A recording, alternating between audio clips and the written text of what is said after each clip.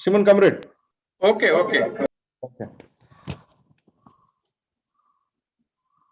Dear comrades, on behalf of All India Youth Federation, I welcome you all for this wonderful event in this wonderful evening.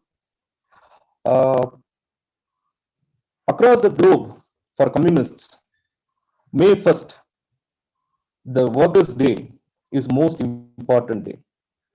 After that, we celebrate this Red Book Day on 21st February every year.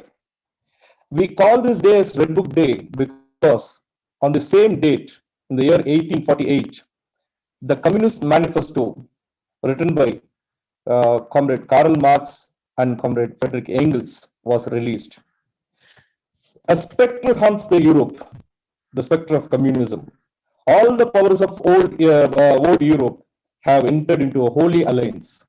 The Pope and the Tsar, the Matriarchs and the Gizur, French radicals and the German police. The Communist Manifesto starts with this lines. Not only that, the Communist Manifesto, the first page of Communist Manifesto, they say we infer that the powers of Europe are already have understood the power of communism. That's what is the interference made by Comrade Karl Marx. So, on this very important day, we are going to start this a series of reviews on books, introductory notes on books, introductory lectures on books. Not only the Communist Manifesto, various other literature, left literature, other progressive literatures we are going to start. So as a starting, as inaugural ceremony, we are going to start with this Communist Manifesto on this Red Book Day. Among us, we have Comrade Anil Rajimwale, a National Council member of Communist Party of India. Not only that, he is also in charge of education department of our party. A very learned man, a man who is known for his wisdom and his left-leaning thoughts.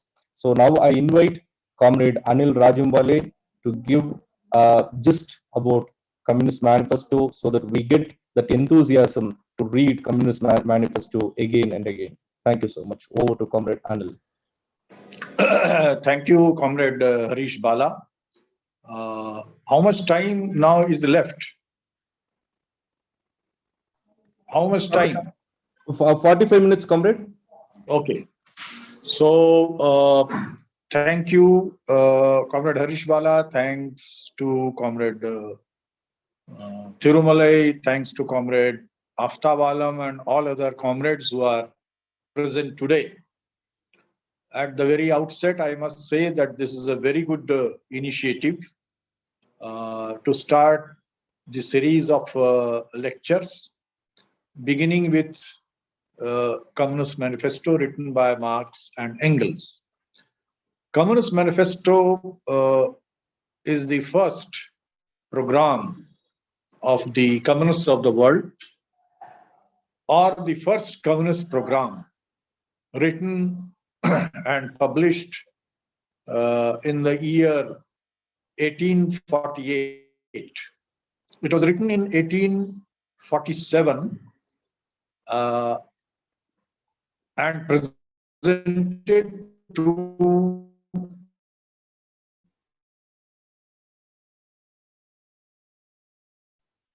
the Congress of the Communist League, 1847.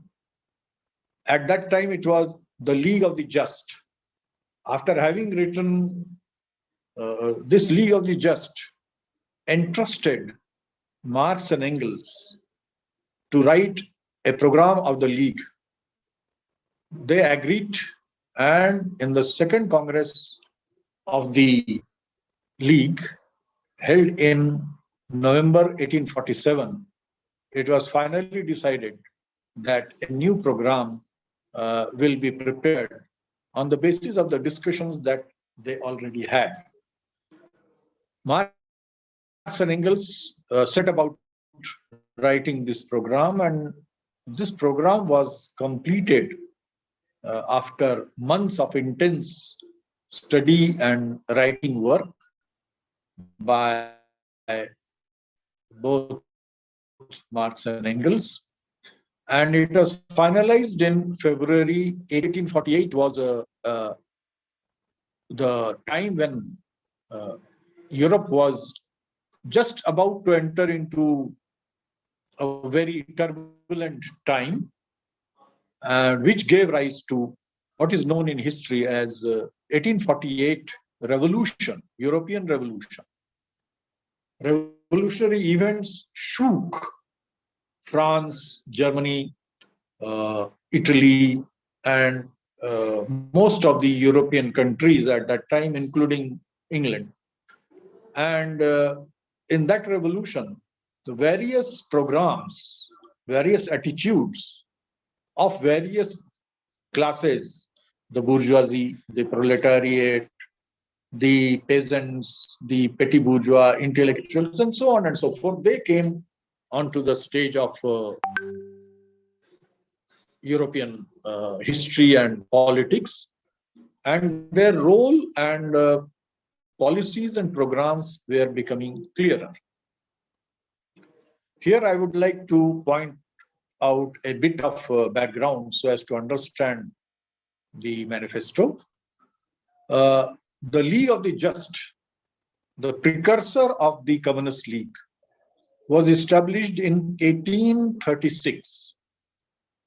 It was a loose organization, yet it was an underground organization of workers, artisans, intellectuals, and so on, who wanted to establish a society of equality, but they were not clear as to what is the society of equality, what is the meaning of equality, what is socialism, what is communism.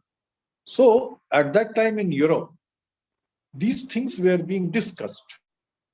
There was growing anti-capitalist feeling among the common workers, common people, and among the intellectuals, among the educated people, and various aspects of capitalism were becoming clearer and clearer. This was a period of what is known as Utopian Socialism. So socialism of Marx and Engels was preceded by the period broadly of Utopian Socialism. The League of the Just broadly followed socialism, but of a utopian variety. So I am not going into the history of the League of the Just, there is no time. But when the League of the Just requested Karl Marx and Friedrich Engels to kindly write a program for their organization, Marx and Engels clarified that they will be criticizing the program of the League of the Just.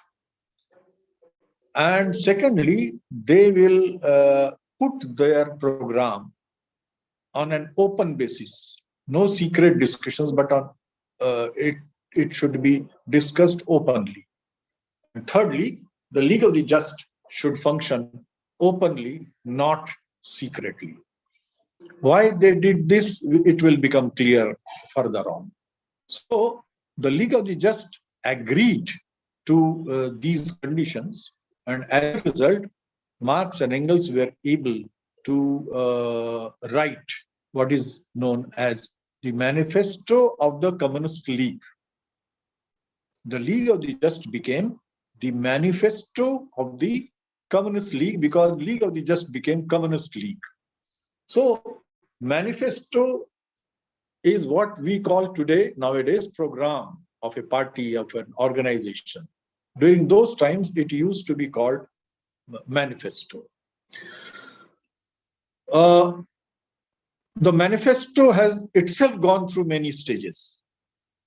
When you read and you should read the various introductions to the Manifesto of the Communist Party written by Marx and Engels, you will find that they have discussed the stages of the League as well as the stages of the Manifesto.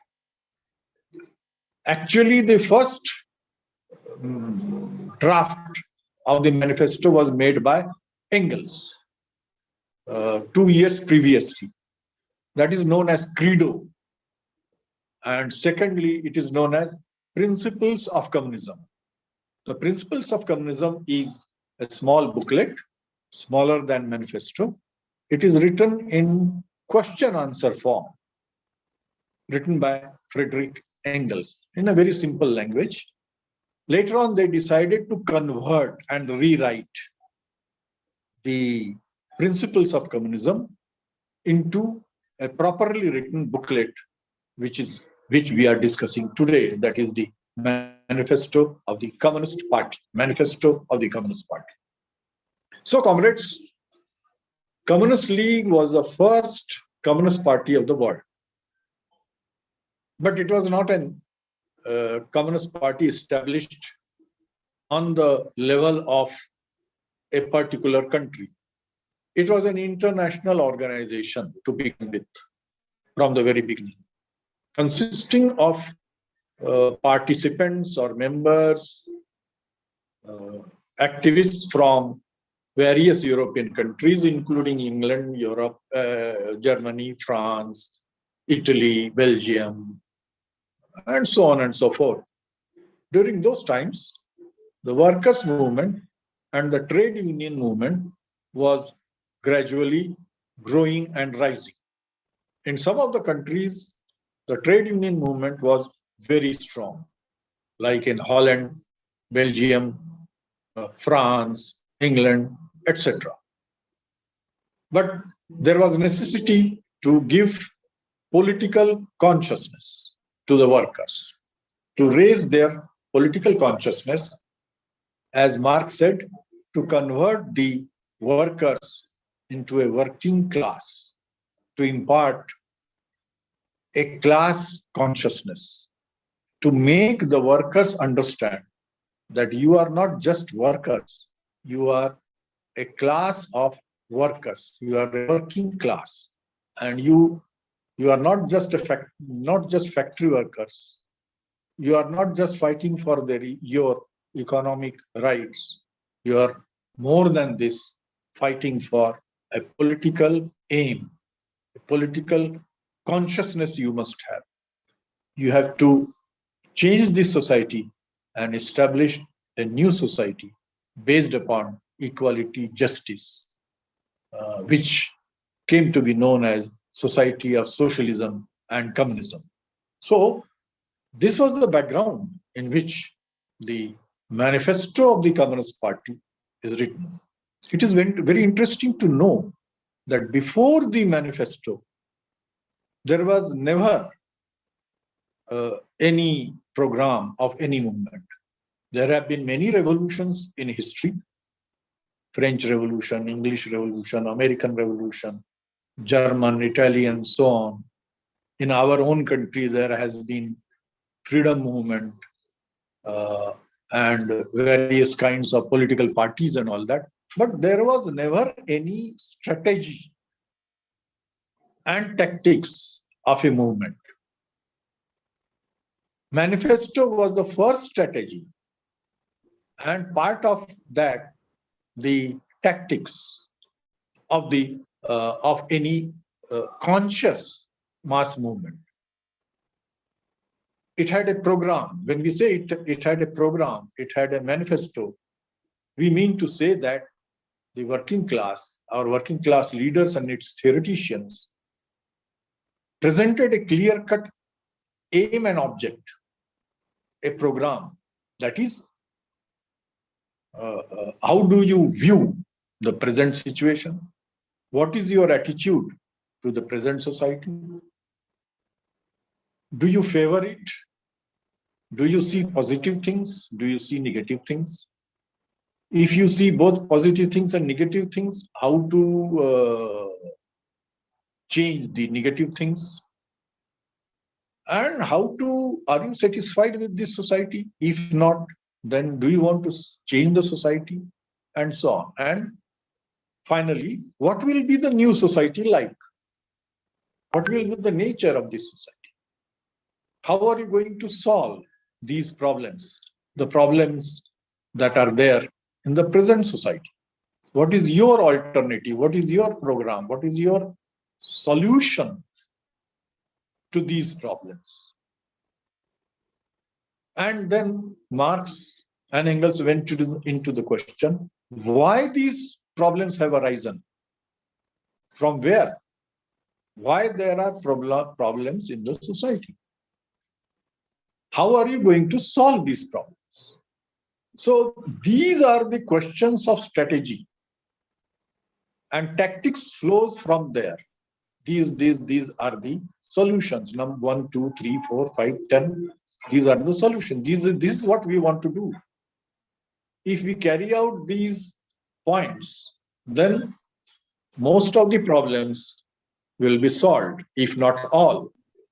So conscious program and conscious strategy by the revolutionaries is necessary. And this was, first of all, for the first time presented by Marx and Engels in history, in the history of revolutions. Tactics are part of manifesto or strategy or program. Tactics is the method of implementation of the program. How are you going to implement? Now, before Marx, there were revolutionaries, there were socialists, and there were communists. They did many good things, many brave things, many historical, memorable things. But they lacked one very important point. They lacked a scientific vision. They could not scientifically analyze the present society. They criticized the negative aspects of the society correctly. They criticized the capitalist society. They criticized exploitation. They criticized unemployment. They criticized economic crisis and political suppression. All this they did criticize, and they contributed a lot. But they did not know, for example, how this society has come into being. How these problems have come into being. What are the roots? What are the sources of these problems? Who has or what has brought into being these problems? What is exploitation? What is the scientific explanation of exploitation? Although they fought against exploitation, but they, without a clear-cut understanding. They could not explain precisely the nature of exploitation or the process of exploitation. They favored, they supported socialism and communism. Quite right. But what is socialism? And what is communism?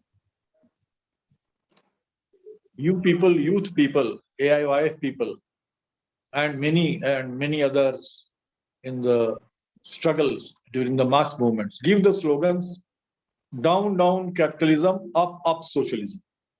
Very good slogan. But then the question arises, if you calmly think, what is capitalism and what is socialism? How to define capitalism, capital, value, commodity, exploitation, surplus value, and so on and so forth, imperialism, etc., etc. And secondly, what is socialism? Okay, bourgeoisie and capitalist class and feudal class are exploiting. They are not favoring people.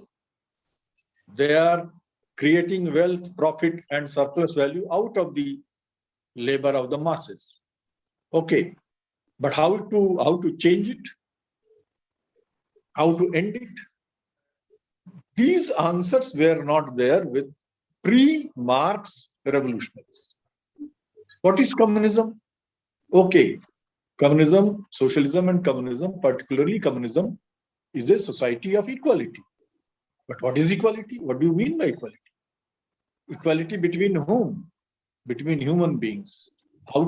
What are human beings? What are classes? Why there should be equality after thousands of years of exploitation? So how to establish communism? What is communism?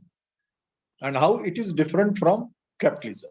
So these were the questions which Marx and Engels answered in Communist Manifesto.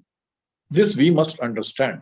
They criticized the program and attitude of the League of the Just.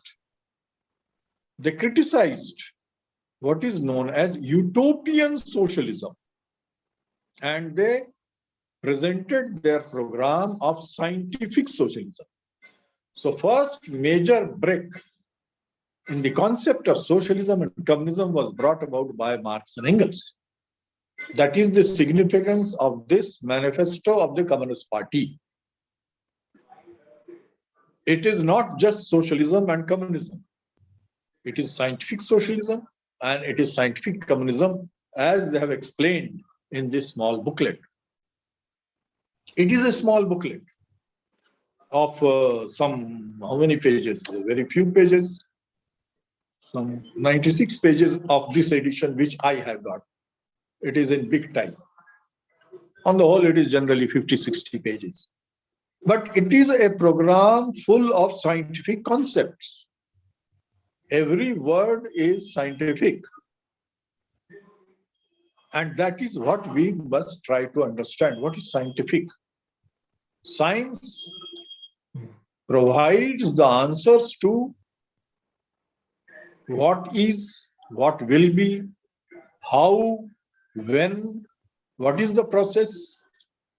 So what and why and how of all the questions, when we try to answer that, it is science.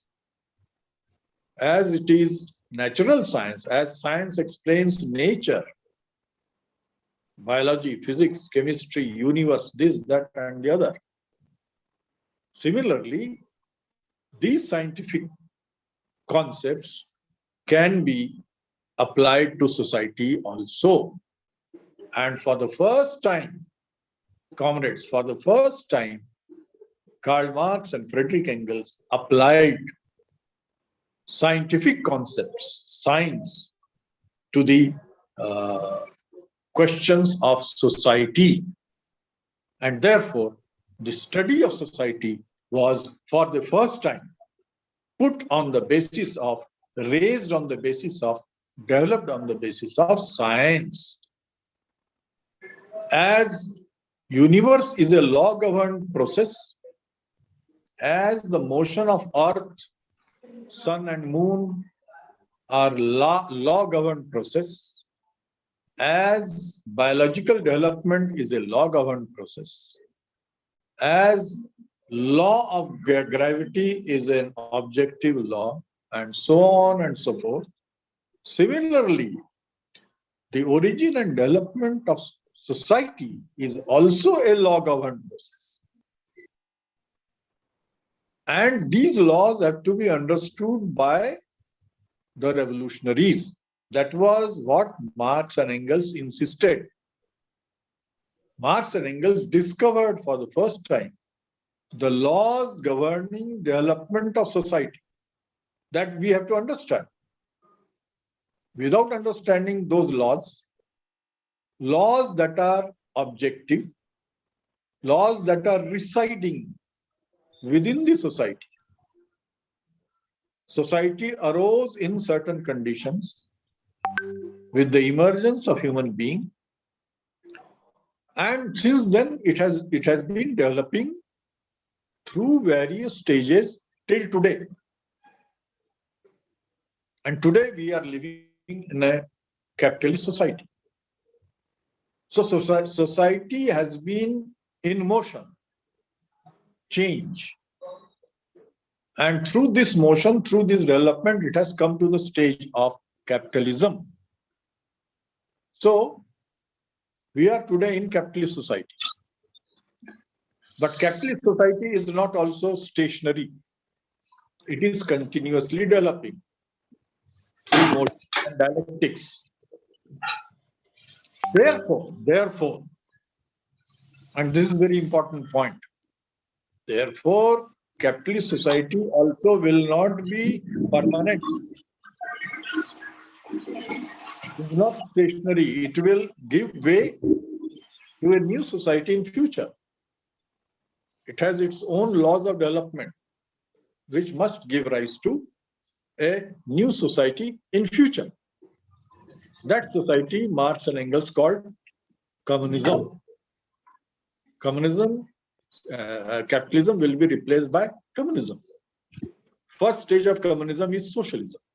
Second stage of communism is communism. So, capitalism is not a permanent thing. Nothing is permanent in universe and society. Society has its own laws of development.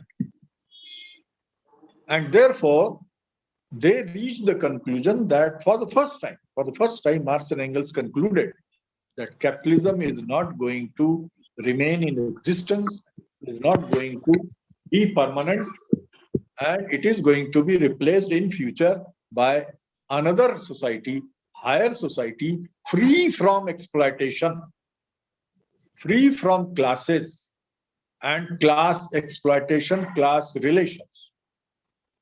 It will be a society of class equality because there will be no classes in future. It will be a society where there will be no class exploitation. It will be a society where there will be no inequality. It will be a society of equality, equality of opportunity, equality and justice. It will be a society where everybody will work naturally. Work will be a habit, and it will be a society where everybody will not have to demand their basic necessity. They will themselves get basic necessity. They as themselves organized as society will give themselves basic necessities and other necessities also. This is a natural development of society, natural social development. This idea for the first time was brought here, presented here in the Manifesto of the Communist Party. So capitalism has arisen, has come into being through certain laws of social development. Those laws have to be understood by revolutionaries.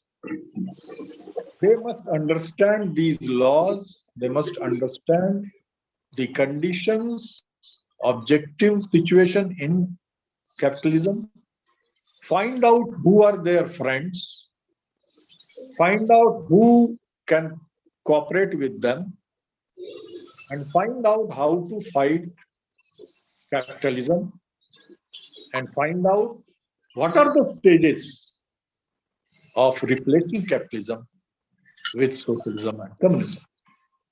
So it is a process, and it is a long process.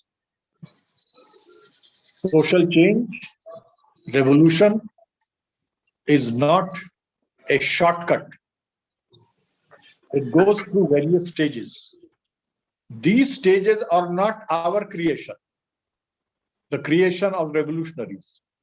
We cannot dictate to the social development what to do, when to carry out revolution, and when not to carry out revolution. We are not there to dictate the social development.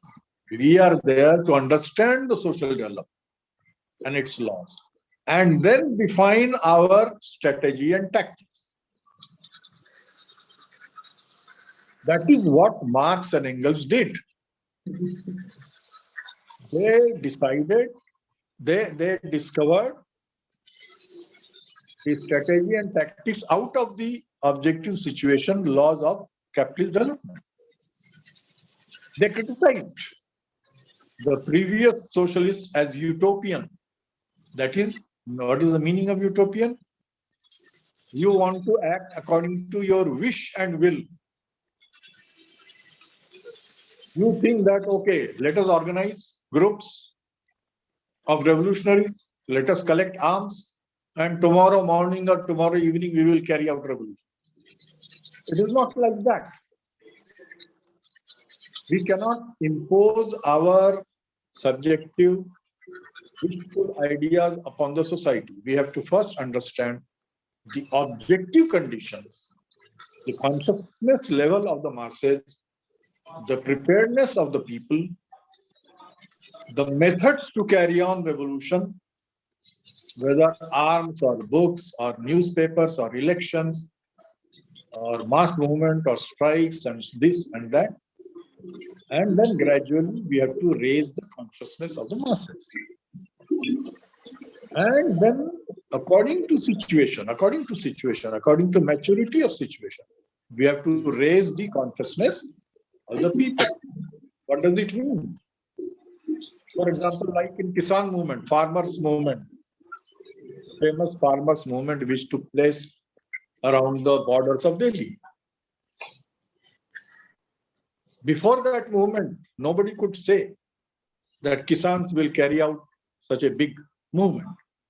But due to certain problems, due to MSP, due to exploitation of agriculture by industry, particularly by monopoly capitalism and finance capitalism, the consciousness grew among the peasants and farmers that this should be opposed.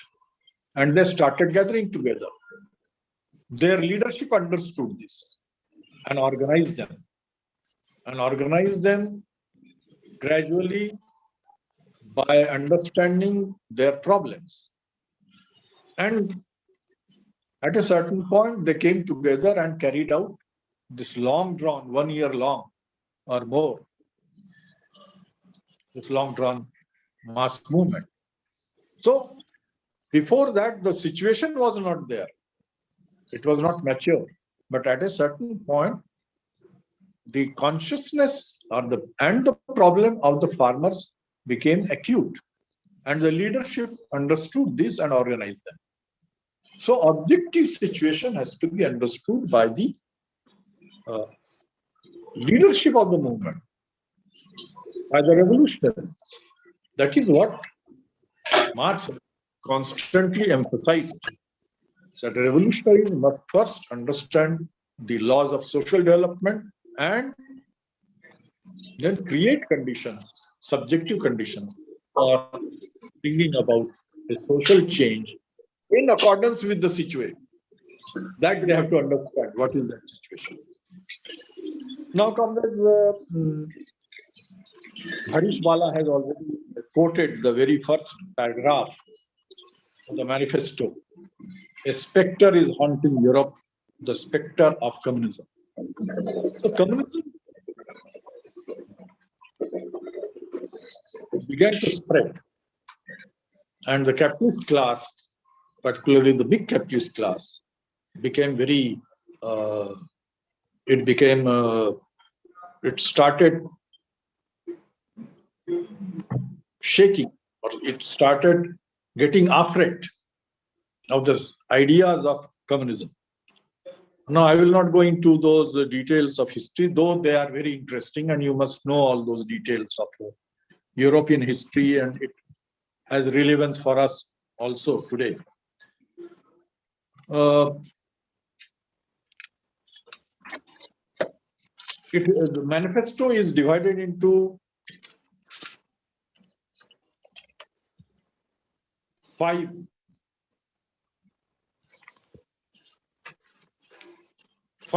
four sections. Manifesto has 4 brief sections. Number 1, first chapter is bourgeois and proletarians. Number 2, proletarians and communists. Number 3, socialist and communist literature, which is very interesting. In this chapter, socialist and communist literature, Marx and Engels have described 1, 2, 3, 4, 5 types of socialism. There are 5 types of socialist concepts. At that time, it was 5 types. And then lastly, it was Utopian Socialism and Communism. And chapter number 4, position of communists in relation to various existing opposition parties. So this is a very comprehensive program. Means what? Means Marx and Engels have explained what is bourgeois, what is proletariat. Then Marx and Engels have explained who are communists in relation to the proletariat. How do you define communists? Then he has criticized various socialist and communist theories, has shown their drawback, and has explained scientific socialism. And lastly, Marx and Engels have explained the democratic program of the communists. Now, 2 or 3 points are very interesting in this manifesto, which I would like to briefly clarify because there are a lot of misunderstanding. Nowhere, comrades, Marx and Engels have advocated armed revolution. There is a widespread misconception about Manifesto of the Communist Party, particularly spread by ultra-left, that Marx and Engels and Manifesto advocate armed struggle. No. Nowhere, no paragraph, no line have they advocated armed struggle. There is no reference. On the contrary, when the League of the Just had invited them, Marx and Engels insisted that League should work openly, not as a secret body, and secondly, it should propagate its ideas openly. So, in this manifesto, they have advocated open mass struggle, including parliamentary struggle, including democratic struggle. In the last chapter, 4th chapter on the position of communists in relation to various opposition parties, Marx and Engels have described the attitude of communists to various other parties and to democratic program, like in Switzerland, Poland, Germany, France, and other countries.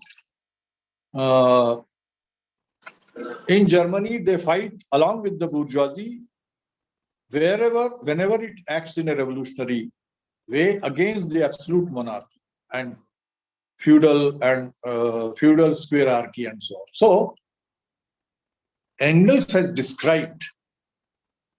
written in one of the introductions to the class struggle in France, that that means Marx and Engels, we wrote in the manifesto for the first time, we emphasized 2 points. One is the importance of universal franchise, and secondly, the importance of democratic forms of struggle.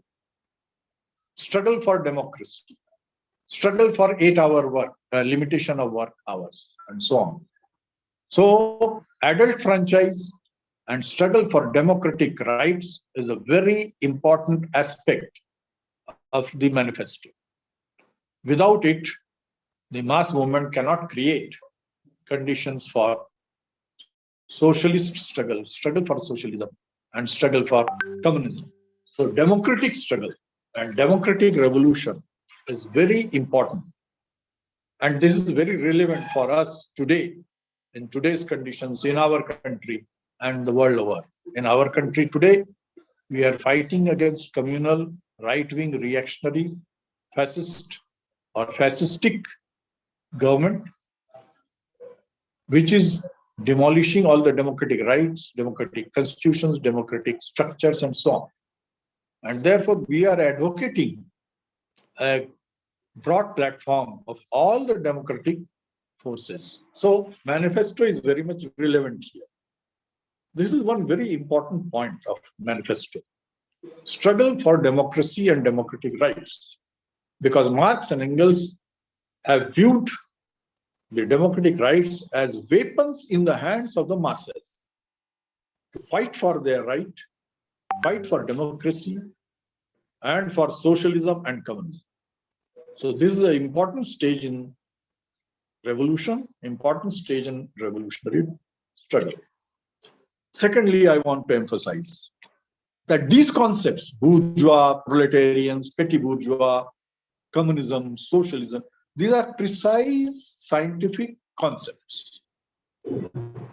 These concepts must be very clear to us, to the communists, to the youth, and to those organizing the organization like All India Youth Federation. What is a bourgeois? What is proletariat? What is feudal? Peasant, farmer. What is the difference between peasant and farmer? What is petty bourgeois socialism and what is working class socialism, and so on and so forth.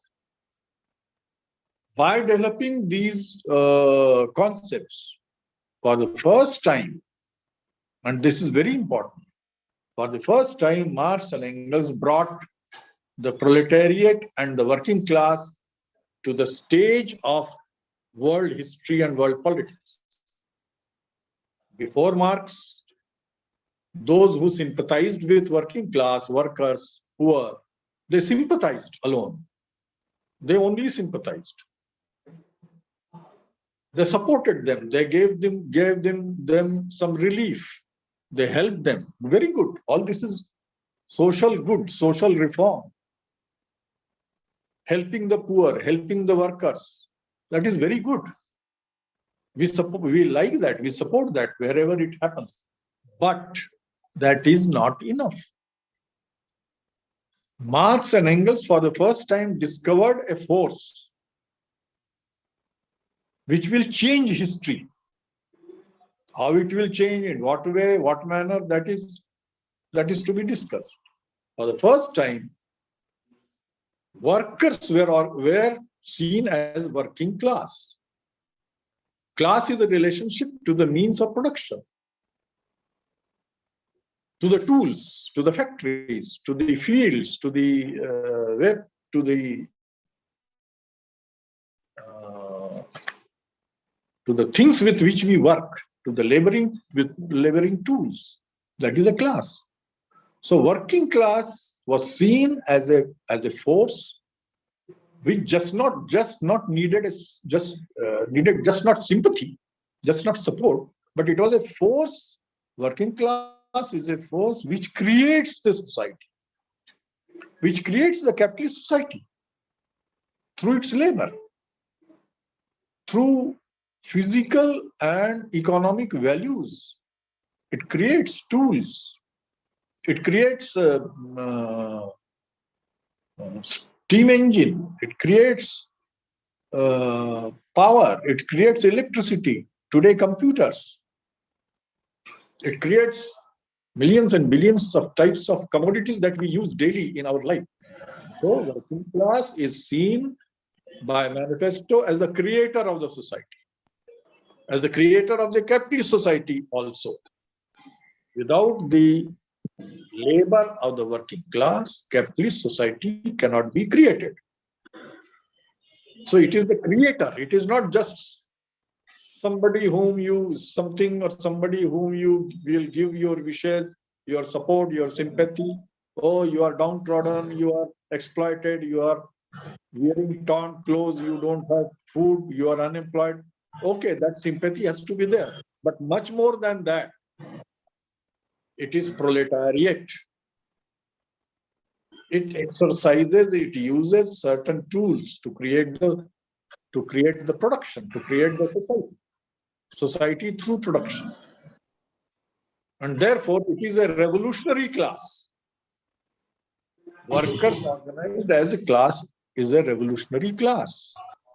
Revolutionary class means which changes the society, which creates and changes.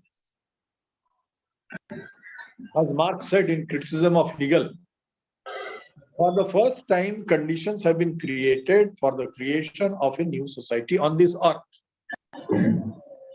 Heaven on earth. That is the approach. So approach of Manifesto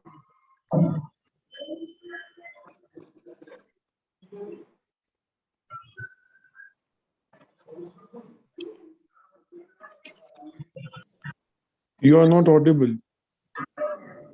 Hello. Hello. Hello. Yeah, now you are. Yeah, now you are. No, it is seen as muted. Okay. Approach of Manifesto is that working class is not just something which you have to have sympathy alone, but working class is something which is the creator. Now it has to be made aware of that creating power. For the first time, working class came on the stage of history and society as an important player, important element on the stage of politics and revolution in 19th century. For the first time, a class, working class, laboring class, came to the stage of history as a political, economic, and social force, as one of the political forces. That was the contribution Comrade of G. Marx. Murli, can you please mute yourself, please? Kind request. Comrade G. Murli.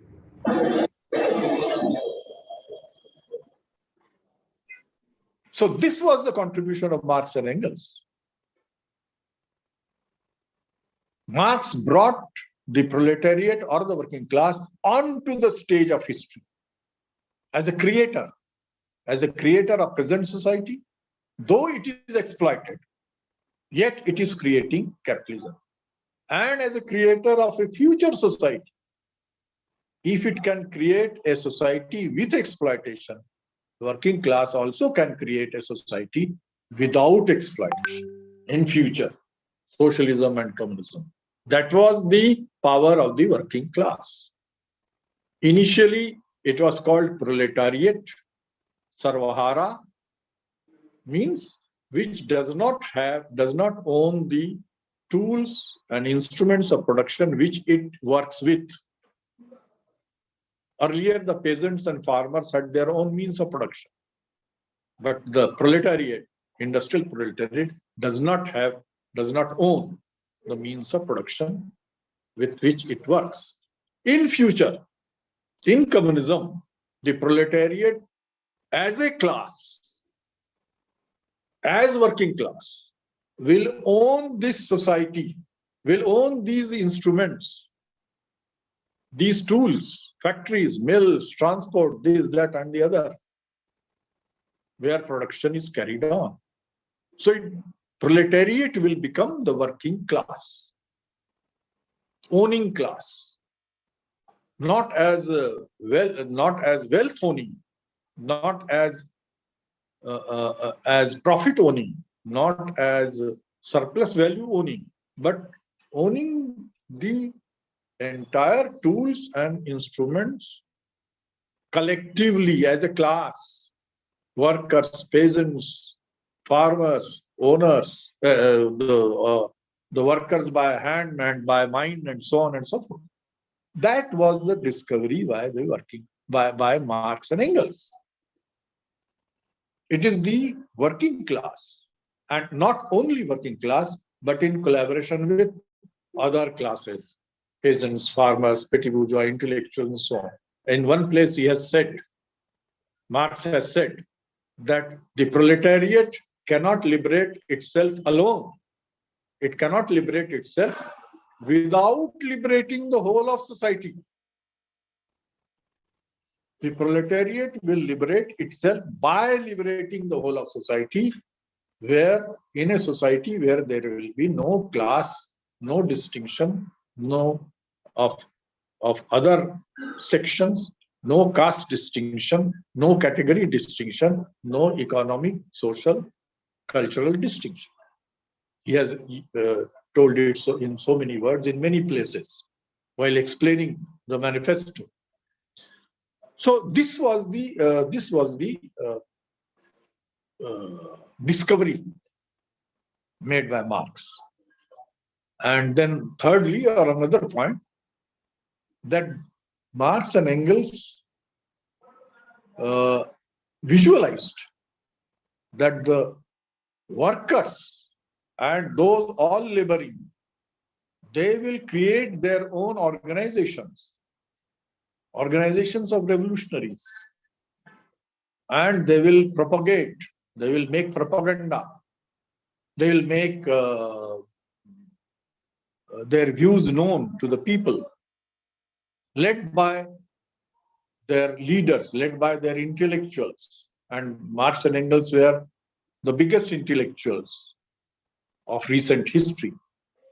So, through spreading their views, through struggling, using all the democratic institutions in the society, they will make the whole of society conscious of the need to change the society. And therefore, they will create organizations. Communist League or Communist Party was established in 1847. In 1863, first German Workers' Party was established, known as German Social Democratic Party. Then in other countries, various social democratic and workers or socialist parties came into being. German party became so strong that in the elections in 19th century and early 20th century, it became the first or second party in terms of votes and seats. Engels said, if you continue to win like this, one day you will come to power and you will establish socialism through parliamentary path. That he has written in 1895 in Introduction to the Class Struggle in France. So, use of various methods was being made. Whatever method, and where there were no democratic rights, struggle for democratic rights was advocated. By the end of 19th century, working class became a powerful force. In 1864, First International was established. And in 1889, Second International or the Socialist International was established. And since then, the world history has gone on through various stages. So many revolutions have taken place. Russian Revolution, Chinese, Vietnamese, Cuban, many other revolutions are proceeding today in various parts of this globe. So, in this manifesto, Marx and Engels have explained the emergence of society, have applied the method of historical materialism, have explained what is society and why does it develop through the contradiction between productive forces and production relations, and how this contradiction leads ultimately to socialism. Now, here another point I want to mention, and then we will sum up after some time. In the first chapter, at the beginning, Marx and Engels write, there is a chapter on bourgeois and proletarians. The history of all hitherto existing society is the history of class struggles. The history of all hitherto existing society is the history of class struggles. In the footnote, he writes, Engels writes, that is history of all written, that is all written history. So, at a certain stage of development of society, not at the very beginning, and not at high levels, but at certain stage of development of society, classes are born and class struggle is born. And this class struggle becomes the motive force for the development of history of society. Now, many people confuse his class struggle and the contradiction between relations of forces of production and relations of production. The basic contradiction of society and social development ultimately is the contradiction between productive forces and production relations. Production relations change at certain stage and society enters a new stage. At certain stage of development, this contradiction gives rise to classes and class struggle. So class and class struggle is a product of the contradiction between productive forces and production relations. This has to be very clear. Ultimate source of social development is the contradiction between productive forces and production relations, which gives rise at certain stage in written history to classes and class struggle. So we should not forget the relationship between the two. Class struggle ultimately gives rise to a society where there are no classes and no class struggle. So class struggle is a temporary phase in social development, but a very crucial stage. We have to master various forms of classes and class struggle. Now, in our country, there are not just classes, and in the history of other countries also, there are not just classes, but other sections also. There are sections, there are strata. In our country, there are castes, marginal sections, many intermediate forms of structures. All this we have to master and we have to understand from the materialist and historical point of view. Lastly, briefly about relevance of Manifesto in 21st century, and then I will finish. Now, comrades, Manifesto has to be studied in present relevance. Manifesto was written in 1848, finally. More than 170 years have passed since then, and the world has changed drastically. Many of the conclusions of Manifesto are relevant even today, but many of the concepts given there are not relevant or have changed. Today we are living in 21st century. New sections have come up. Scientific, technological, and information revolution has come up. And in last 30 to 40 years, it has gripped the world society and brought about many changes. In last 10 years, mobile has become an important tool of communication and information. The nature of working class and proletariat has changed. Today, there is more proletariat, more workers in services than in production. The composition has changed and is changing fast further. The composition of society has changed. Manifesto was written in a period when the revolution was brought about by steam engine. Today we are going through computer and electronics revolution and information revolution. Many of the old structures of production, society, culture, information have gone away. Many new things have come up. Today, democracy has become more important, and democratic revolution has become more important, particularly in the stage of imperialism. Manifesto was written in the stage of capitalism. Capitalism exploited proletariat. But today, imperialism exploits not only proletariat, not only working class, but vast sections of farmers who are capitalist farmers, peasants, petty bourgeois, other masses, even middle class, and even MSMEs. Micro, small, and medium enterprises are also exploited. Therefore, a slogan of 99% against 1% has come up in the United States. So today, our base of struggle, anti-imperialist struggle, has become very broad. Not only anti-imperialist, it has become anti-finance capitalist. which is different from monopoly productive capitalists of few decades back. Finance capital has become our biggest opponent, biggest exploiter of world society. Number of billionaires and all that has come up in the press. I am not going into those details. There is no time now. So democracy, democratic struggles, new classes, new sections, caste exploitation, cultural exploitation, the growing role of marginal sections, all that has become very important. So we have to update and add new ideas in the manifesto in the light of these developments. Today, urbanization is going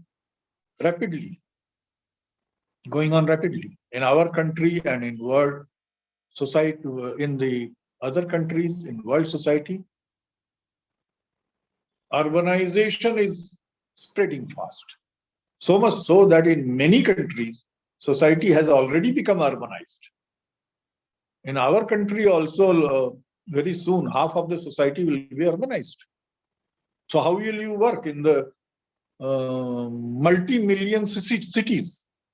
In the cities where information is the main form of activity, main connection, network society as it is called. That is a new problem. New types of enterprises coming up. New types of services are coming. New types of propagation of idea is coming up. How to use social media. So all these problems were not there at the time of Marx when Manifesto was written. In Latin America today, for almost more than 2 decades, new kinds of social formation are coming to power. Latest is Chile, even Honduras, Mexico, and so on and so forth. So more than about 14 countries in Latin America are socially, progressively oriented, even left oriented. A novel kind of experiment is going on in Chile. Earlier, a housewives' revolution took place in Chile. Now a young government has come up. Most of them are women. So these new developments are taking. The armies in Latin America are neutral or supporting the democratic process. So this is not socialism, but definitely you should not see socialism in these things. And communists are a part of that, not the main part, not the biggest part. Yet, the urbanized network society in Latin America is playing a very important role. It is becoming more and more dominant over finance capital. Their program, their activities are directed against finance capital and imperialism. So, struggle against capitalism is not an absolute slogan. We do not fight all the capitalists all at one go. For example, you do not fight small capitalists, MSMEs. Presently, they are not our enemies. They are not enemies of the revolution, but they are exploited by financial monopolies and imperialism. So they have to be united along with farmers, peasants, and workers in a broad united front. This is the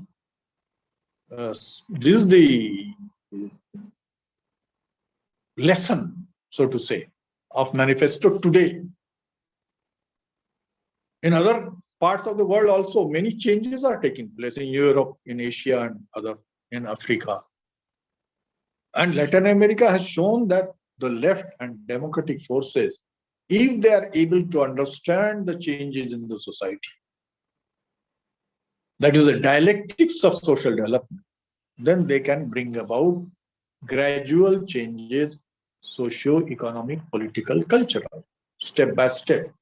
So it is a process, it is a step-by-step change and changing process, moving towards a society of justice and equality, and further on towards socialism and communism. So motion is there, change is there, direction is there. Now the task before us, before the youth, before the communists, before all the democrats, is how to defend democracy and democratic rights and institutions, how to deepen democracy, how to bring into mass movement as many people, particularly youth and new sections and women, into the struggle, and how to bring all them together in order to struggle for future socialism moving towards communism. This is a long struggle.